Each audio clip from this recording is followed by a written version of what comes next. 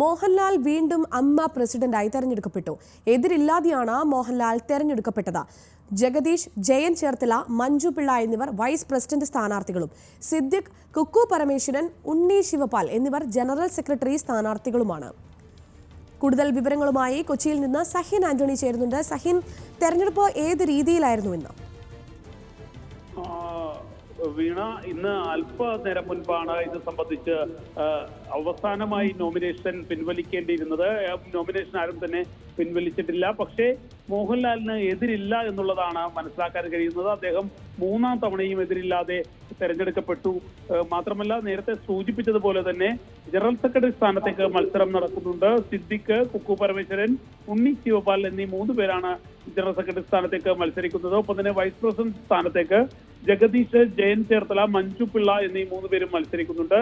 എന്നാൽ മോഹൻലാലിന് ആരും എതിരില്ലായിരുന്നു. കഴിഞ്ഞ തവണത്തെ പോലെ പാനലായിട്ടല്ല ഇത്തവണ മത്സരിക്കാൻ ഇറങ്ങിയത്. മോഹൻലാലിന്റെ നിർദ്ദേശപ്രകാരം ഓരോ വ്യക്തികളും മത്സരരംഗത്തേക്ക് വരാനായിരുന്നു ആവശ്യപ്പെട്ടിരുന്നത്. അതുകൊണ്ട് തന്നെ വ്യക്തികളായിട്ടായിരുന്നു ഇത്തവണ എല്ലാവരും മത്സരരംഗത്തുള്ളതും. പക്ഷേ മോഹൻലാലിന് അല്ലെങ്കിൽ പ്രസിഡന്റ് സ്ഥാനത്തേക്ക് ആരും നോമിനേഷൻ നൽകിയിരുന്നില്ല.